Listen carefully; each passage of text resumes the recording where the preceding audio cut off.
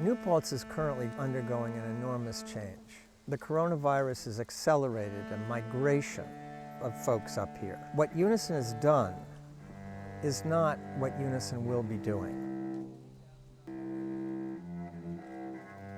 The history of Unison is really interesting. It started in 1974. It pretty much started as a reaction, I think, to the school system here. It was called Friends of the Mountain. It was an alternative school for kids to be able to be educated out in nature. And then it slowly turned into Unison.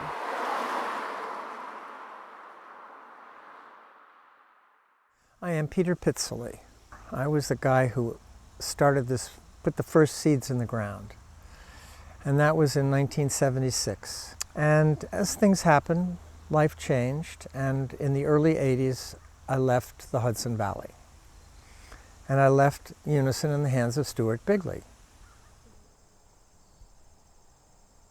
The founding basically took place, Peter and I were friends, and he was a writer, I'm a painter. We came up with a bunch of different ideas, but we were thinking more in an arts community, a utopian situation. I moved up here in May of 1976. We opened Friends of the Mountain School in September. It was arts oriented.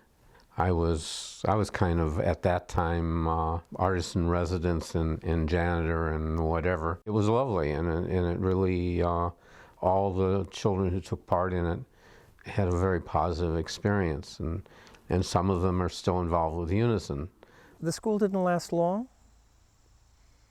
but it was a lovely start to something that had a future, even without me, although I kept in touch. It began as a family environment, and it's always had family programming. And you know, right now coronavirus has just hit the pause button everywhere. That presents a unique challenge to Unison, to sort of keep the flame going. It also offers Unison a chance to kind of catch its breath and really think about, well, where can we go? Where could we go? And can we find new partners? And that's what Alex Baer is doing. My contact with Unison started early on.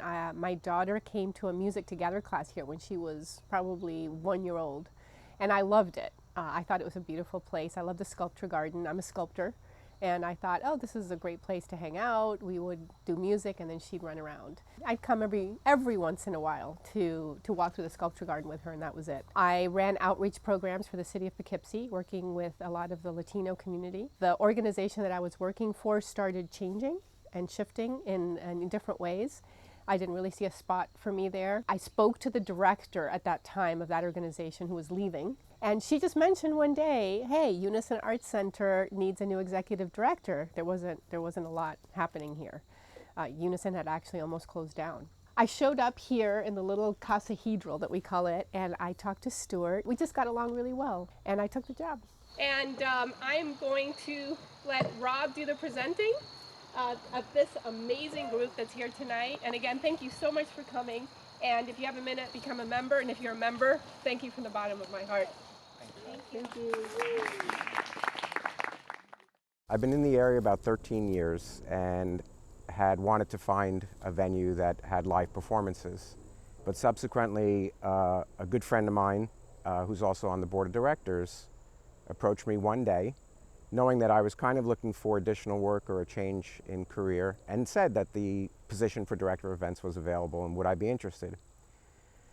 So I thought about it for about 30 seconds and said, yes, I'm interested. She was in desperate need at that moment to have someone to take on that role of booking all the performances. When I do reach out to some performers and their agents, because part of what I do is to negotiate and speak initially with agents, I do have a catchphrase with them that I like to use, which is, nobody gets rich playing at Unison, but everyone feels enriched. This is so wonderful and so magical here at the Unison Enchanted Forest Woods stage. This has been a difficult time for Unison. It's been a difficult time for the performing arts. It's been a difficult time for all of us. So without further ado, welcome, and please enjoy the Hudson Valley String Quartet.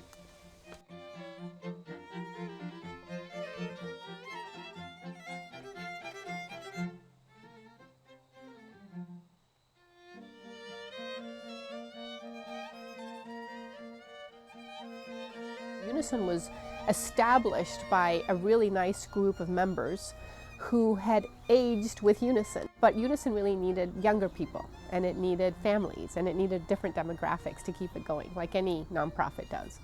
I found that I would mention Unison to lots of people, and they would say, "Oh, I've never heard of it," or "I have no idea where it is." And I just thought, what a sad thing that such an amazing place is unknown to so many people. So I started having exhibits that were different. They were pushing the envelope just a little bit. There were some young artists. We even have one now that we've started called Owning Earth. That's a 2-year exhibition, and it deals with the generations of people who have owned the earth. And a lot of it has to do with white supremacy. It has to do with the fact that it has been a lot of people of color and a lot of Latinos who have been working the earth here in this country, but it hasn't been they who have actually owned the earth. So a lot of this exhibit deals with that. And the artists are from many different countries and places, and it's different. And it's bringing up some really good conversations that need to be had that Unison really hadn't dealt with before.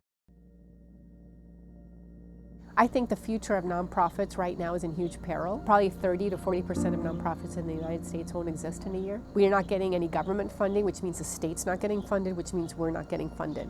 It put our audience in a position where it's difficult to come here. And Alex and Rob have put together situations to begin drawing people back into it in a safe way.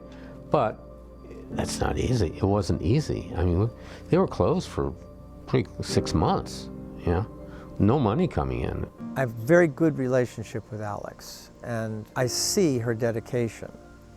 If anybody can pull this transition off, it's Alex. We have started something called the Prejudice Project that's also in line with Owning Earth. The Prejudice Project was actually born from me as an idea I had after the George Floyd murder, where I was so frustrated by what had happened, and in that moment, but certainly in the countless number of moments that preceded it, that just seemed, so ludicrous and, for lack of a better word, unfair. And I was thinking, what can I do? What can we do? What can any of us do? In my role at Unison, I thought, well, here we are, we're an arts center. What can an arts center do to fight racism? It talks to different people in the arts who have experienced any kind of prejudice. We're asking them to give us a 15-minute, 20-minute video of any prejudice they've experienced. And then what we'll do is create a library where anybody who wants to use that as a reference can come and make a piece of artwork based on that person's experience. The original tagline in my head was bringing pieces of sorrow to create pieces of hope. So that's the Prejudice Project. That is going to be an enormous focus for the Unison in the coming years.